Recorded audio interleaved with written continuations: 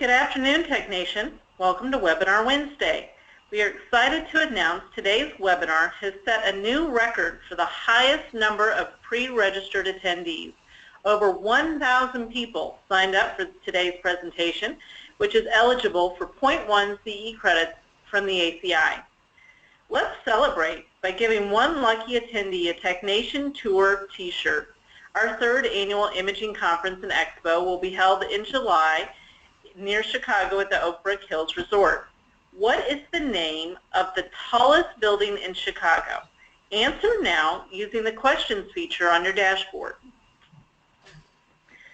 While we're waiting for the responses to come in, I wanted to let you know the ICE educational lineup this year will offer over 26 CE credit hours certified by the ASRT, and the conference will bring together 500 or more imaging service professionals from across the nation to Chicago for 2 days of learning, networking, and the latest advances in imaging.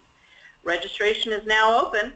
Receive complimentary admission by using promo code ICE16EARLYBIRD by June 1st. Details and the promo code can be found online at attendice.com. All right, and the winner of our Technation Tour t-shirt is Mike Clausen. Congratulations, Mike. And for those of you guessing out there still, the correct answer was the Willis Tower, formerly known as the Sears Tower. Technation would like to thank our sponsor, Fluke Biomedical. Fluke Biomedical is the premier global provider of test and measurement equipment and services to the healthcare industry. Visit flukebiomedical.com to learn more on their continually expanding range of solutions for health and safety professionals. Our presenter today is Ashton Solecki, Product Marketing Manager for Fluke Biomedical. Ashton, you may begin your presentation whenever you're ready. Great. Thank you, Kristen. Hello, everybody. Welcome to Fluke Biomedical's educational webinar. Again, my name is Ashton, and I'm going to lead today's discussion on AEDs, what you need to know, specifically in regards to recent FDA updates and best practices for preventative maintenance testing, and ultimately how to ensure the proper performance of your AEDs. Okay. So today we're going to start off with a bit of background information on defibrillators and AEDs, understanding the basics, the difference, and how they work. Then we're going to talk about global testing standards and current requirements. We'll dive into recent with AEDs, recalls, incidences, etc., updated requirements for manufacturers regarding AEDs, and how that impacts us as we continue to test them. And we'll round off today's discussion by going over some best practices for AED preventative maintenance testing. And as always, we will end the webinar with a question and answer session. So let's first create a framework and a lens to view our discussion from today. And what I want to do is roll it all the way back to the beginning. So aside from regulations, aside from requirements for testing, aside from markets and business and everything else that we consider in this world, I want to get down to what really matters, and that's life. So the human heart is arguably one of the most important organs in the entire human body. We all know that the heart pumps blood through the body and lungs, and that, without it working properly or beating, we can't survive. But what's interesting about the heart is that it's composed of cardiac muscle, and this cardiac muscle, as the name implies, is found only in the heart. It's involuntary muscle and it's self-exciting, meaning that it contains its own internal electrical system.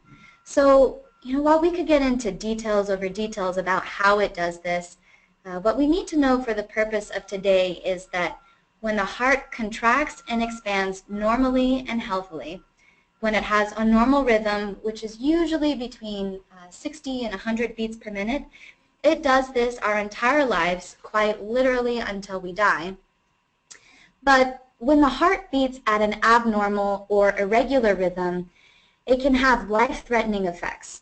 So an abnormal rhythm is called an arrhythmia, and there are many different kinds, and we're not going to go through all of those, but briefly, there are arrhythmias that arise from a premature beat or an extra heartbeat, or from the heart beating too slow, called bradyarrhythmia or bradycardia.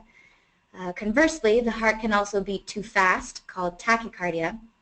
And then there's what we call fibrillation, which is when disorganized electrical signals cause the heart to quiver, spasm, and contract irregularly instead of beating normally. You may have heard of sudden cardiac arrest. So sudden cardiac arrest, or SCA, occurs when the heart develops an arrhythmia that causes it to stop pumping efficiently to deliver the blood to the body, the brain, and lungs, and sometimes even pumping at all. And most commonly it's caused by VFib, or ventricular fibrillation. And when your heart stops beating properly and blood stops flowing, your brain starts to lose its oxygen supply. And while there are many possible causes of sudden cardiac arrest, we know for certain that without immediate medical attention, that person's going to die within a few minutes. CPR, as we have all heard of, or cardiopulmonary resuscitation, allows some oxygen to be delivered to the heart and other various body organs, but the problem with CPR is that this oxygen is delivered at a much reduced rate and it doesn't stop the fibrillation. So because CPR does deliver some oxygen to the body, what it does is extend the length of time where defibrillation is made possible. So this is where defibrillators come into play. So by placing 2 electrodes on a person's chest so that electrical current travels from one pad to the other through the heart, defibrillators provide an electric shock to the heart when there's a life-threatening arrhythmia in an attempt to reset the system. That is, to try and get the heart to restore its rhythm back to normal. The shock is to depolarize the heart muscle to terminate the arrhythmia and allow the heart to reestablish its normal sinus rhythm by the body's natural pacemaker in the heart. Defibrillation literally aims to shock the heart back to normal. I mean, from what we're talking about, it's quite obvious that defibrillators truly are life-saving devices. So it makes sense that they're classified as Class 3 medical devices by the FDA and have very strict regulations and guidelines for manufacturing and preventative maintenance testing. And by the way, if you are interested in these, I do recommend checking out an earlier webinar that Fluke did with Technation on the best practices of purely defibrillator testing. And you can find that in the archived webinars section on the Technation website, just as a heads up. Something that is important to know and isn't always quite intuitive is that it's actually the current, not the energy, that defibrillates the heart.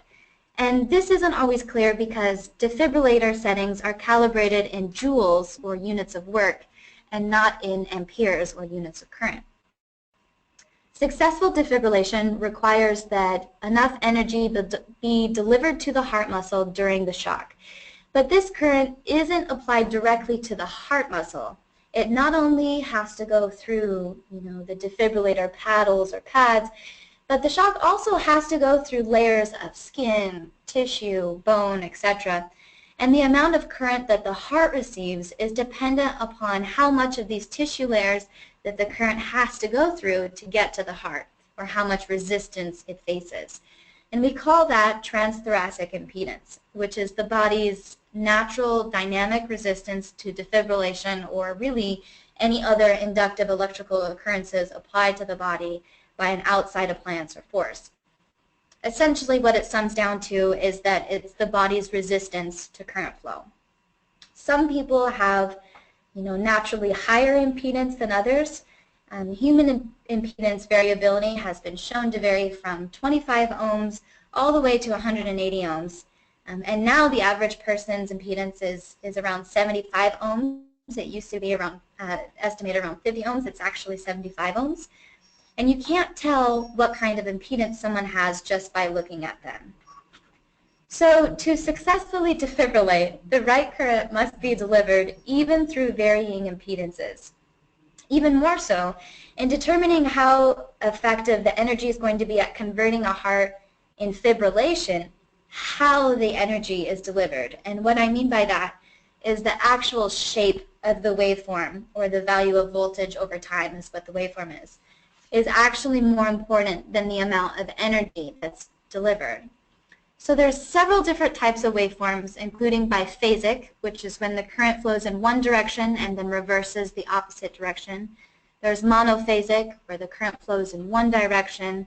There's pulsed biphasic, and that's just to name a few. And more of these are being developed all the time, and AED manufacturers are staying on top of the technology all the time, which means that we also have to stay up to date and aware. So on to the topic of today, which is AEDs. So AEDs are a specific type of defibrillator, an automated external defibrillator. Automatic refers to the AED's ability to autonomously analyze the patient's condition. So the pads of the AED contain electrodes that convey the heart's electrical signal to the AED to analyze the patient's impedance. So in this way, the AED is able to determine the energy selection for the shock, and it also analyzes the patient's ECG to determine shockable versus non-shockable wave patterns. Then the AED will usually give some sort of simple visual and audio cue to help instruct the user. AEDs, as you've seen, are more portable. They're designed for less clinical training in order to use them. They're battery operated. They're designed to be very easy to use.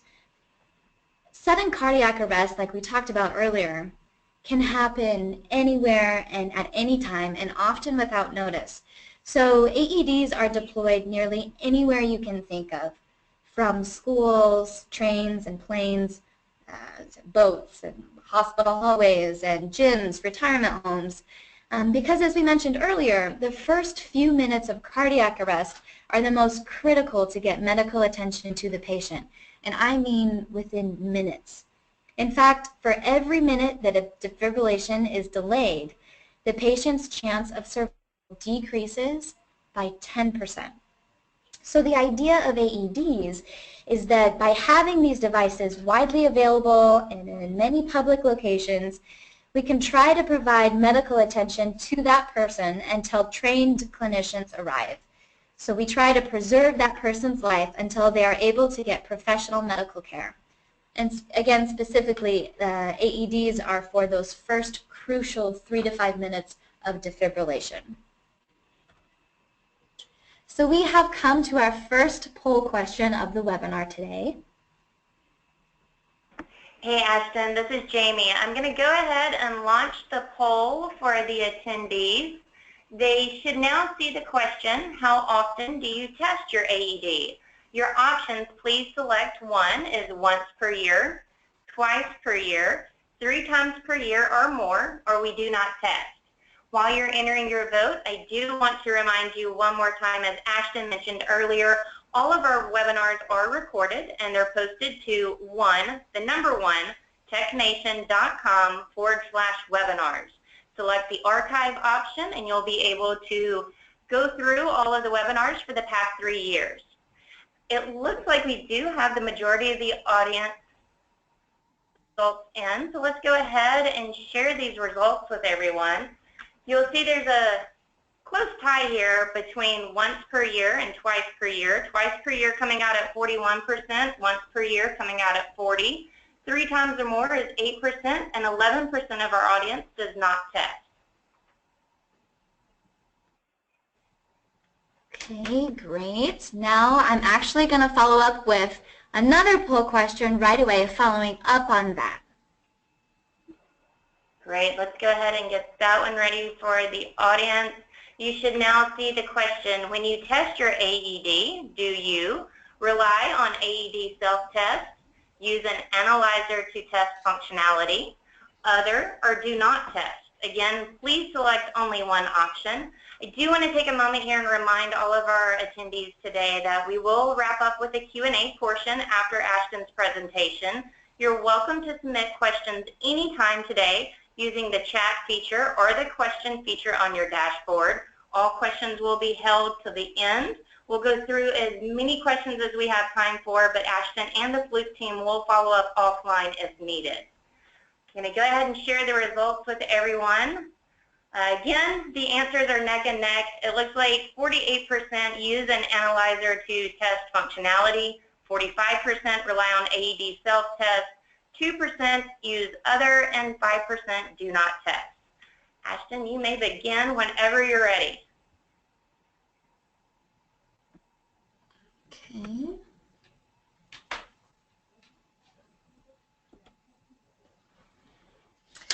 Okay, great. It's actually really encouraging to see the results from both of those surveys. We did a survey like this a few years ago, and you'd be surprised that the answers were actually quite the opposite, that only about 10% of users were actually testing their AEDs. So while AEDs were a fantastic invention and, are life-saving medical devices, there seems to be this facade that AEDs are hands-off devices that should only be touched when needed to treat a person in cardiac arrest. And, whether this thought comes from the fear of a shock being harmful to the user, or if the fact that many AEDs have a self-testing function makes the users think that we don't need to test them, we're not quite sure. But it's been estimated, like I said before, in the past, that around 10% or more of users, in this case in our audience, about 50% or so, don't test AEDs, or some don't even change the batteries monthly when needed. Often, the typical sort of least amount of maintenance is they'll just inspect for physical damage, restock any supplies with AED, maybe check the level of battery charge, that there's some green or OK notification that the battery's on, and that's it. That's the test. But the problem is that there's this silent assumption that AEDs are so hands-off that they don't need to be tested. But our job as biomeds is to ensure the proper performance and safety of all medical devices, and that includes AEDs.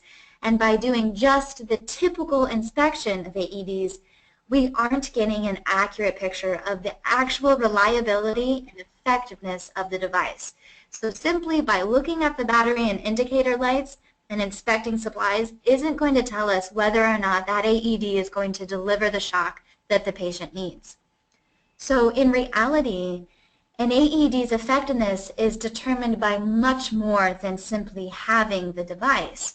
A complete program that includes risk assessment, training, maintenance, record keeping has to be in place. So although the self-testing function is a great added benefit to AEDs, as biomedical engineers, it's our duty, our responsibility, and we need to have independent, objective evidence of medical device performance.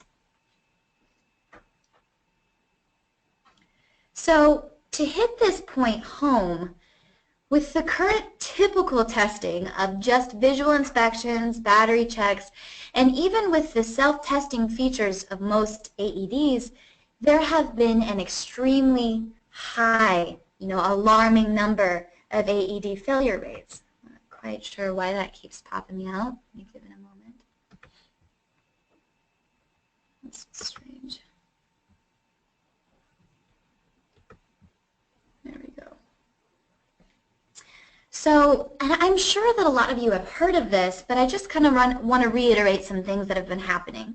So according to the FDA, from January 2005 all the way through September 2014, so excluding the past 2 years, the FDA received approximately 72,000 medical device reports associated with the failure of these devices.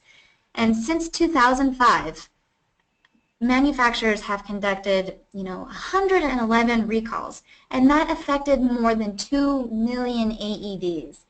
The problems associated with many of these recalls and reports included design and manufacturing issues like inadequate control of components purchased from other suppliers, things like that. Some root cause of these failures have been microchip failure, battery failure, power supply recharging circuit failure. So reasonably so, and as you can imagine, this brought very justified and reasonable scrutiny from the FDA and people like us at Fluke Biomedical. So, additional audits of defibrillator manufacturers were happening and other actions, including voluntary corrective actions and recalls. So the FDA decided to strengthen its review of AEDs to help improve the quality and reliability of these devices. AEDs are classified as Class 3 medical devices, and along with this classification, AED manufacturers are now required to submit what are called PreMarket Approval applications to ensure the safety of AEDs and all their components and accessories. And I mean, this includes the batteries, pad electrodes, adapters, etc. So this will give the FDA a way to closely monitor how the AEDs are being manufactured and designed, with the hopes that this will help correct those long-standing problems that we touched on earlier. The PMA, the pre-market approval requirement, will be enforced starting this July, August for any new AEDs, and soon is going to branch to current AEDs that are on the market and being manufactured as well. And you might be sitting there kind of like I was when I first read this, thinking, okay, great, this is for the manufacturers, but what does this have to do with me and how I test? Several discussions and comments have been made to the FDA, noted that AED system failures are often the result of use error or improper maintenance, and not of system failure or malfunction.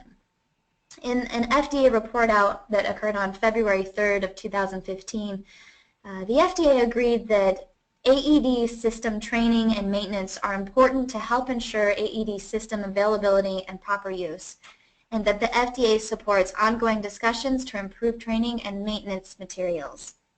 So what this means for us on the preventative maintenance and biomedical testing side of things is that in the future there's likely going to be more rigorous testing required for AEDs, and we need to stay aware, up to date, and ahead of it. So although we do hope that the recent requirement of the pre-market approval for AED manufacturing will help with the amounts of incidences and recalls that we've seen in previous years, we also need to do everything in our ability to ensure that these devices are working properly. That is our duty and our responsibility, as biomedical and clinical technicians and engineers. Remember that we need independent, objective evidence. It is absolutely critical that we in the biomedical community make sure that AEDs work the first time, every time. And if we don't have a fully functioning device that delivers the shock that it needs to at the right time, the life of the person in cardiac arrest is at severe risk. So why is testing AEDs important? Well, quite honestly, it's because AEDs save lives, and really it's as simple as that. Every year, more than 300,000 Americans of all ages die from sudden cardiac death. But research has shown that a person's chances of survival increase tenfold with the use of a nearby AED. According to the American Heart Association, up to 100,000 American lives could be saved annually if defibrillators and AEDs were more widely available. And that is just in the US. I mean, can you imagine those numbers on a global scale? So we can all agree that it's vital for AEDs to be ready to use the first time, every time. So to ensure this, hospitals are required to determine their own testing protocol and frequencies, usually based on manufacturer recommendations, prior equipment testing, failure history. But what I want to do now is start diving into a few AED best practices. And by the way, just a note here is that, we really value your experience and your expertise. So if you ever find yourself having your own best practice, or specifically for this webinar, if you do have your own best practice, rooted in experience and in knowledge for testing AEDs with preventative maintenance, definitely post that in the chat box, which is also where you post questions. And we'll start that conversation that way as well. Okay, let's get started. So there are 3 frequencies of maintenance for AEDs. There's a daily / weekly, monthly, and then preventative maintenance cycles. So daily or weekly checks, and this depends on how often the AED is used, should be done by the clinical unit staff or biomed and examine the AED defibrillator case, condition of the equipment, supply and inventory that's needed. So those are things like the pads, breathing masks, gloves, scissors, razors, things like that. We should also check the readiness display and the battery light to ensure that the battery has sufficient charge and that there's no problems with the unit that the self-test has picked up. The ready light is, vitally important. So it's going to tell, whether or not the AED has passed or is undergoing a self-test, whether there's a problem during that self-test, or if the unit has come into other problems. Monthly, not only should the visual check be done to inspect the AED case and the AED for damage, foreign objects, restock any used supply like we talked about, but the AED battery should also be replaced if necessary. And if it is replaced, it's going to run through what's called a battery insertion test. We should again be checking the readiness display indicator afterwards, replace any accessories that have extended their shelf life. So for example, most electrodes and pads have shelf lives of about 2 years. So the inspection and tests should be recorded on the AED's history report for hospital medical device records, quality assurance, regulatory purposes.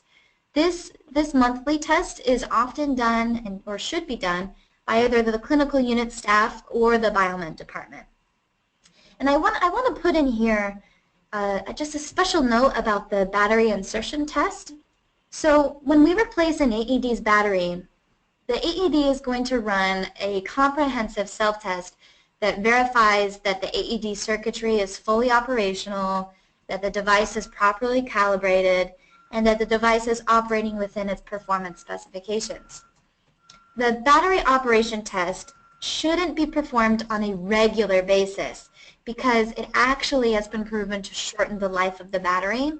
So it's recommended that the battery insertion test be performed only when the AED is put into service, when the battery is replaced, and when the pads are expired and replaced during maintenance, or when the AED has sustained physical damage. So a lot of these, as we know, are found in, police cars or found in ambulances, helicopters, things like that. So they could undergo some sort of physical damage. So that's also when we would want to do a battery insertion test and perform a maintenance test as well.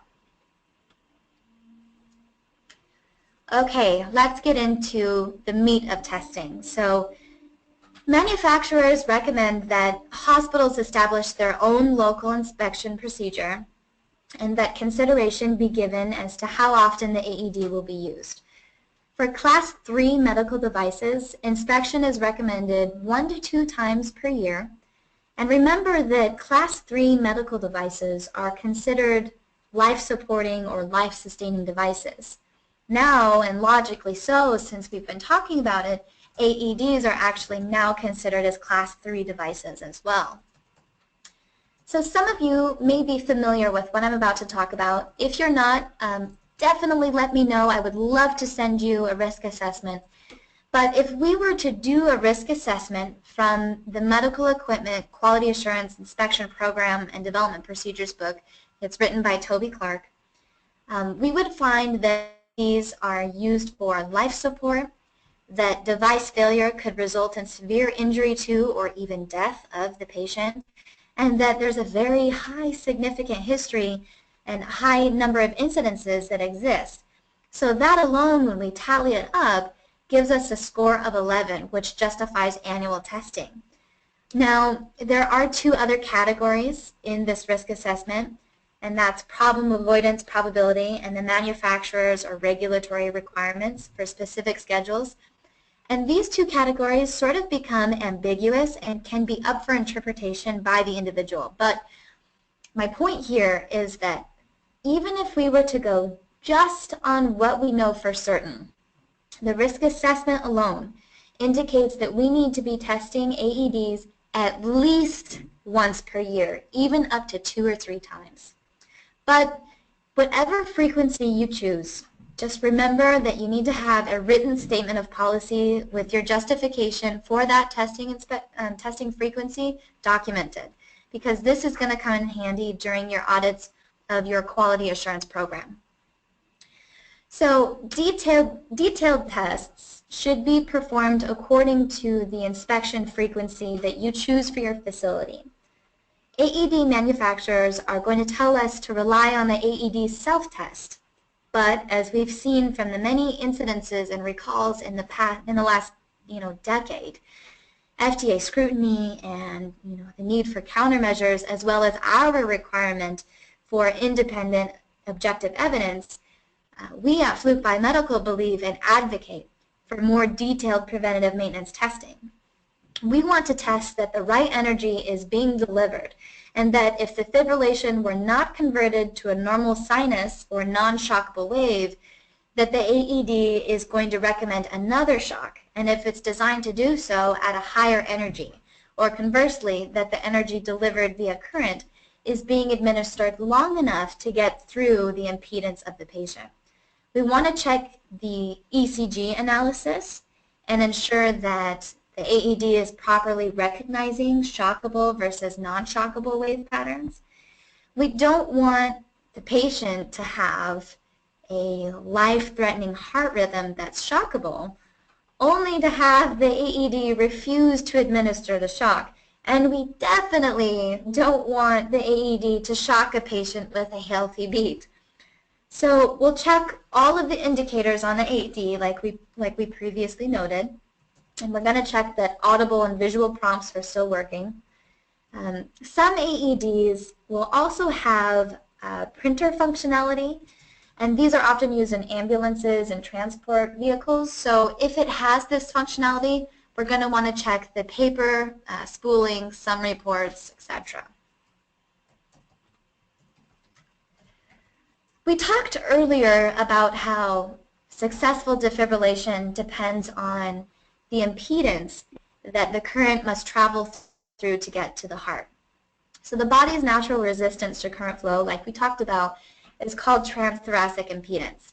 And remember that it's different for everybody. So, there's several factors to it, including age, tissue type, bone, body mass, things like that.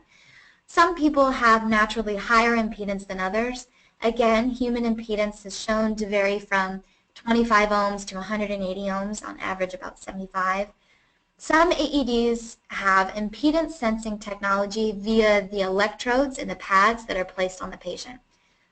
We at Fluke Biomedical believe that most, if not all, AEDs have some sort of impedance sensing circuitry in them similar to this.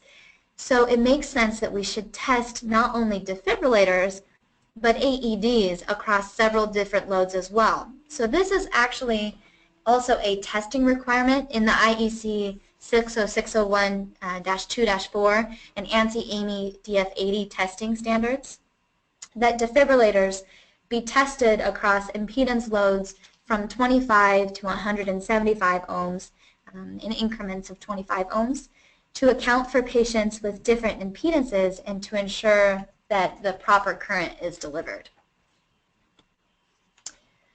So you might be asking, okay, but when should we test with other loads? Because we saw that some sorts of testing, like the battery insertion test, actually decrease the life of the battery and aren't good on a regular basis. So where does impedance testing fall? So as always, each hospital or facility's equipment history should always be considered, but we should consider and start testing with different loads during incoming inspection, acceptance testing, anytime the AED's charging circuits or applied parts are repaired. And it's also going to be extremely helpful when troubleshooting the failed to deliver energy complaints. So again, these are the three areas that we're going to perform a thorough test inspection, and this includes the test loads that are indicated by the defibrillator testing standards. So we have come up to our third and final poll question of the webinar. All right, Ashton, let's go ahead and launch the poll for the attendees today. You should now be able to see on your screen, does your AED have impedance sensing technology in one form or another? Please select either yes, no, or unsure. While you are submitting your answers, I want to remind the attendees today, our moderator, Kristen Lavoie, did mention the upcoming Imaging Conference and Expo that will be July 20th and 21st at the Hilton Oak Brook Hills Resort near Chicago, Illinois. If you'd like additional information on this conference, you can go to the website. It's attendice.com. Again, that's attendice.com. When you hit the register button, you'll also find some information on the promo code she mentioned to make sure that you get complimentary admission. Another exciting trade show that's coming up will be the AMI conference. Fluke Biomedical did offer a 3-day complimentary pass that's included in your workbook that you received today. If you did not receive the workbook, you can download your copy on your dashboard under the handout section. Now, Ashton, it does look like the majority of the audience has already voted, so I'm going to share the results with everyone. 52% said yes, 6% said no, and 41% said that they were unsure.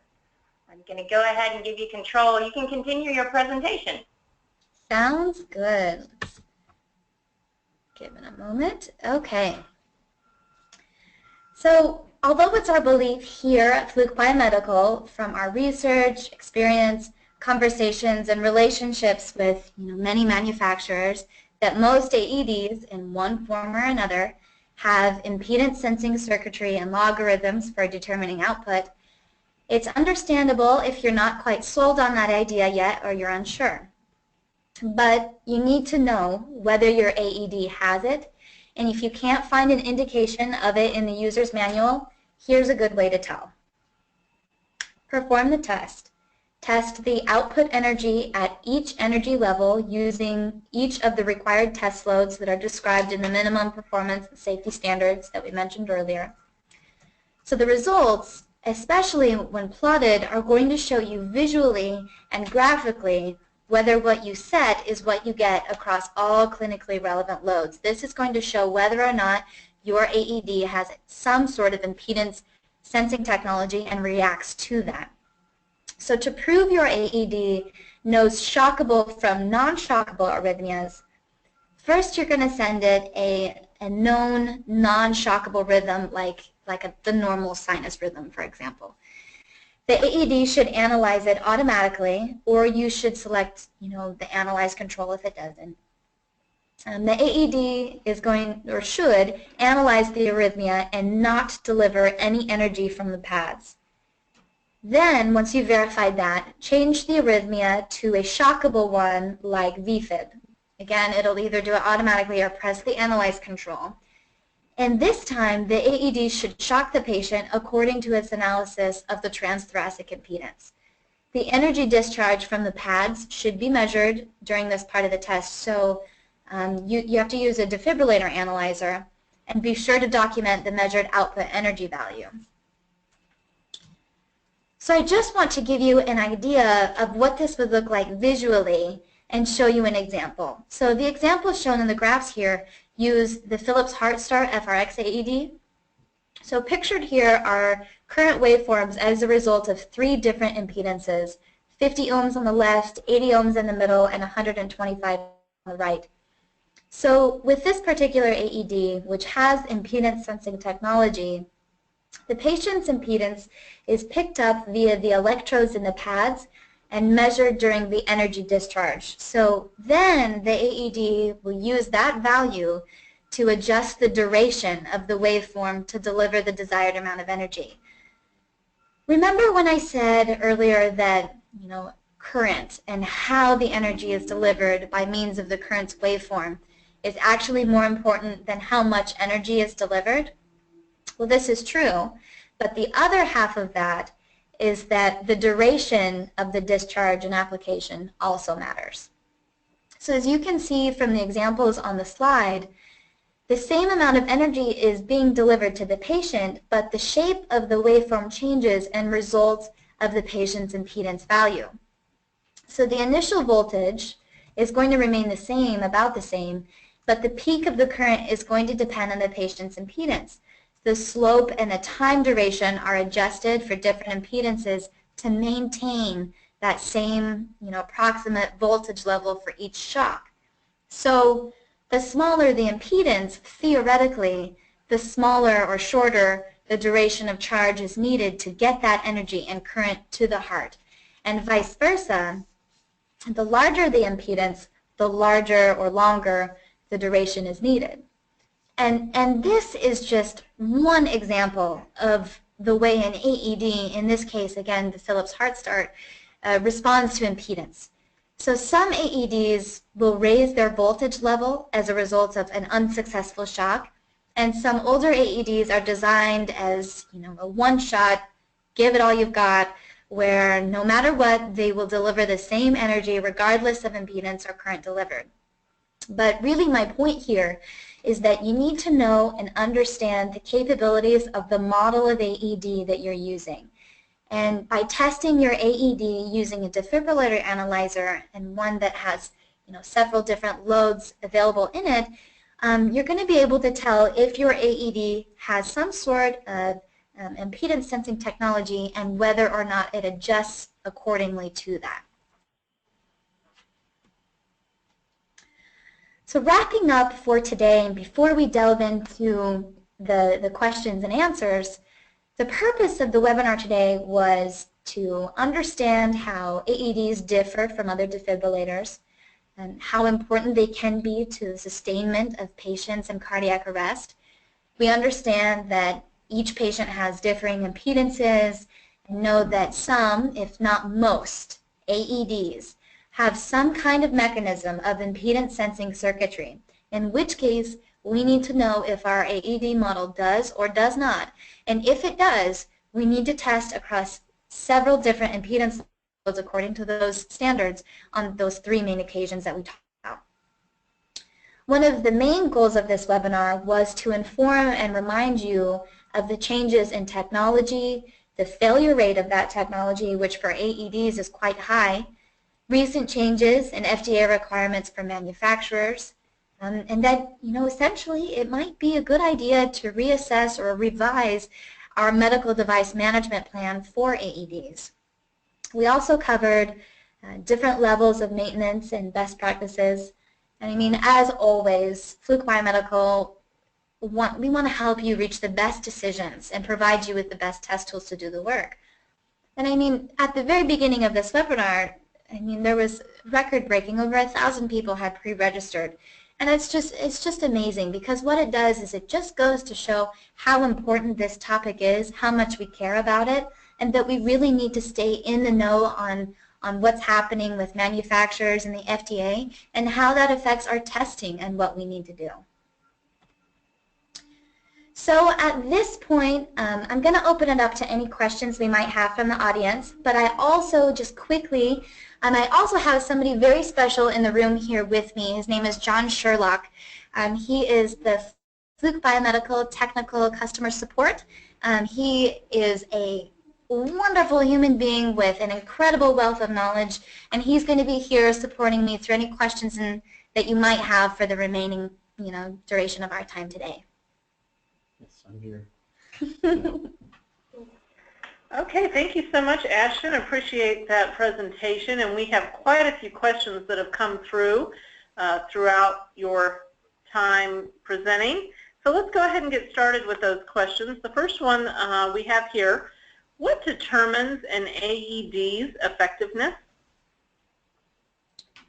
There are so many different factors that influence an AED's effectiveness. So among maintaining a proper maintenance schedule, like we talked about, from restocking the supplies to ensure that they're there when they're needed, monitoring the battery and indicator light and testing, there's a lot more that meets the eye when we think about all the different factors that can influence AEDs and their effectiveness. I mean, if we just look at the ECG analysis of an AED, in that alone, the pad contact quality, artifact detection, and arrhythmia detection all work together to enable the AED to evaluate the patient and determine if a shock is necessary.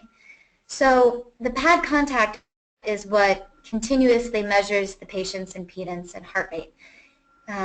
It's a low signal measurement that's made through sort of the front end circuitry of the AED, and if that's too high or too low, the AED can't measure the ECG of the patient correctly to determine if a shock is advised.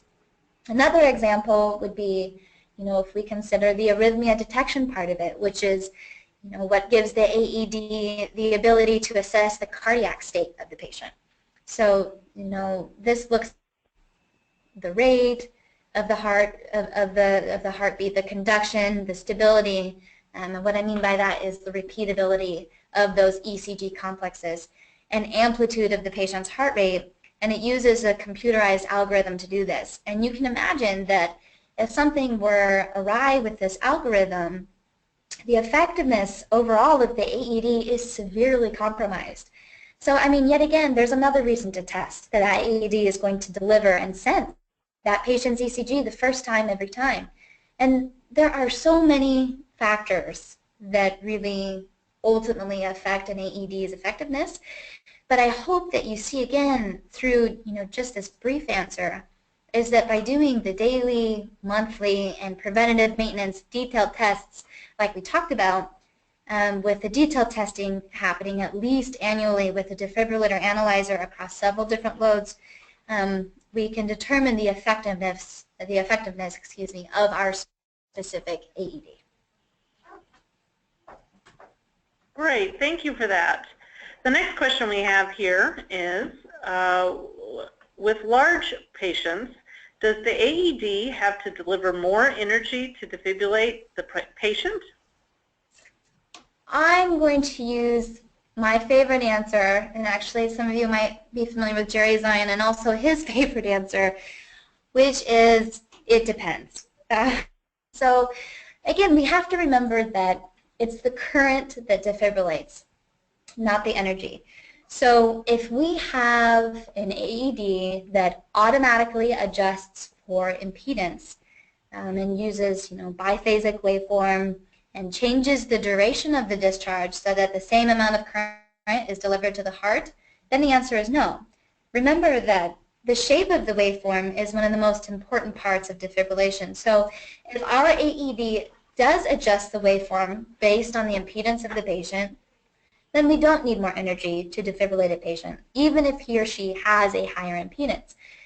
If we have an AED that automatically starts, say, at 50 ohms, and after a failed conversion will automatically increase its output energy to 150 ohms, regardless of impedance, then the answer could be yes. I mean, ultimately, it depends on what kind of AED that we have and if it has impedance sensing circuitry. Very good, thank you. The next question we have here, you mentioned that current and not energy defibrillates. What successful defibrillation also depends on the waveform, and that biphasic waveforms are most commonly used. Are all waveforms alike in the way they defibrillate?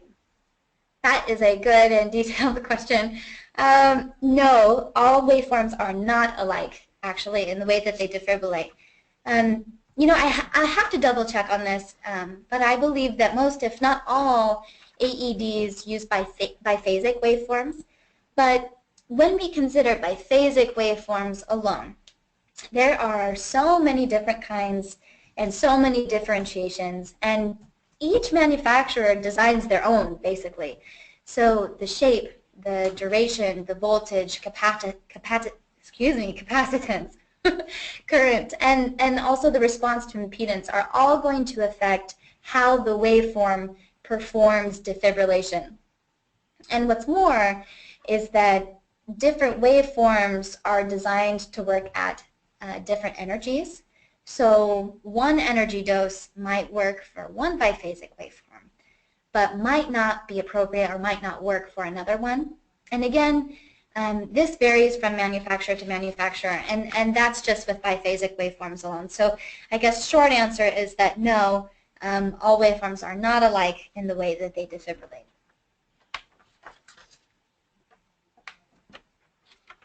And one more question that came through, why is it better to have shocks at a lower energy? That is a good question. So there's a condition that is called post-shock cardiac dysfunction, which, as you can imagine, is a terrible condition for the patient, and it can result in lasting lifelong damage to the heart and the circuitry therein.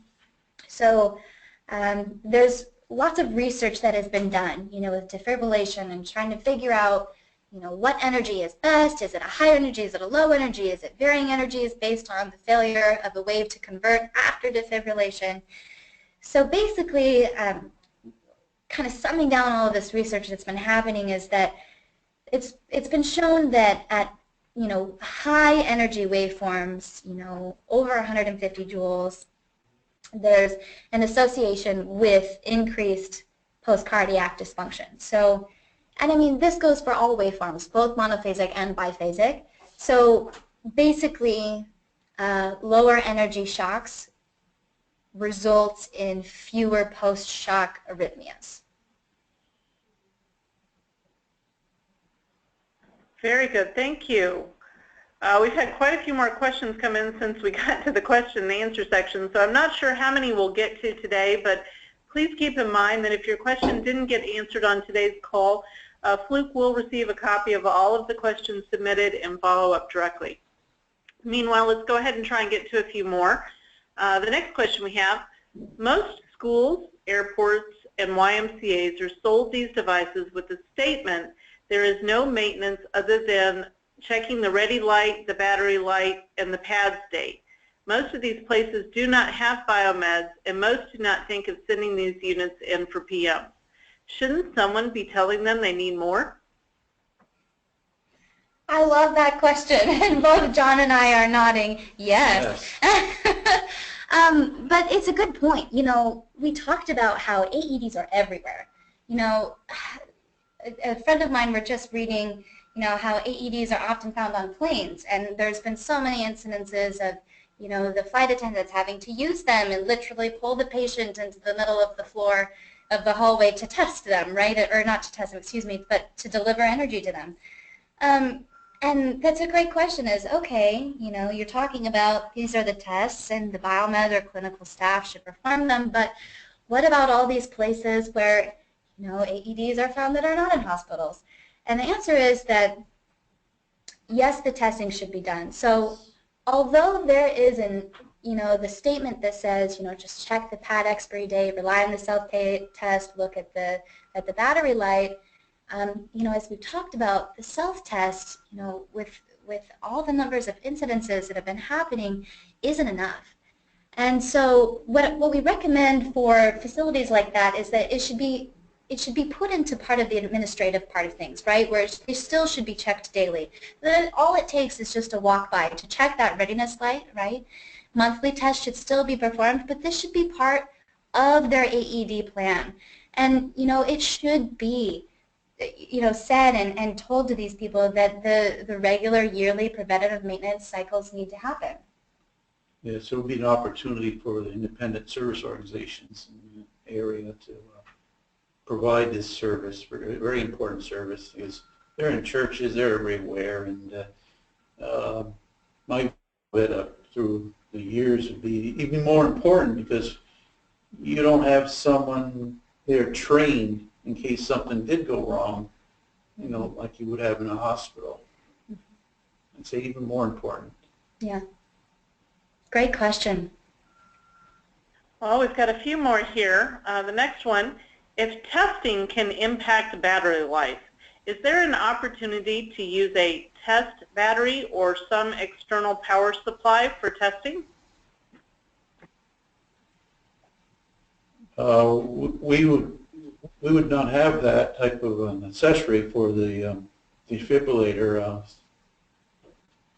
Yeah, that's a great question. That's a great one. You know, I love when questions like this come up because, you know, when we hear from, you know, both manufacturers and you know, people like you that do the testing itself, and we have these issues that come up and say, okay, well, if, you know, testing affects the battery life, yes, we want to limit the amount of testing that we do and, you know, keep it to yearly detailed tests, but we also have to remember that it's very important that the battery, the specific battery that the AED is going to be operated on is used, right? Because a lot of those problems that have happened in AEDs are that the battery is failing itself, right? So yes, maybe it's important to test that battery as well, but when we do perform the test on the AED, it's important to use the battery that comes with that AED that it will be operating on to make sure that the full circuitry, including the battery, is operating efficiently. That'd be an opportunity to replace the battery on this test. Okay, we have another battery question here. Most AED have a lifetime battery of 2 years. If we have to perform the energy test above the self-test, is this not a way to increase costs to the facility or put a limitation on the device in case they have to use multiple times on a patient? I can read that again if you need me to. It shouldn't be. So although, you know, I can definitely see how somebody might say, okay, isn't this going to be an increased cost? But you have to remember that we're talking about lives here, right? So, I mean, there's been so many failures that we talked about that really, considering not testing AEDs for the sake of saving money isn't a valid or moral or ethical, you know, rationale. So, you know, although it might take, you know, some life off of that battery, and sure, you're going to have to get another AED battery eventually, even every 2 years. We need to make sure that that AED is going to discharge the right amount of current and energy the first time, every time. And we can only know that for certain by testing and creating a history of that AED performance over time, which requires the full performance testing in those standards. Great. Thank you, Ashton. I think that's going to wrap up all the questions. We've hit the 3 o'clock time slot, so we're going to wrap up today's call. And a big thank you to Ashton again and to today's sponsor, Fluke Biomedical. One lucky attendee will win lunch for their whole department. Details are included in the post-webinar survey, which will appear on your screen shortly. You must complete the survey to obtain your certificate of attendance. If you do not see a survey, email us at webinar@mdpublishing.com. Thanks, guys, and we'll see you next time. Thank you, everyone, for such a great webinar. Look forward to hearing from you and answering those questions offline. Have a great day.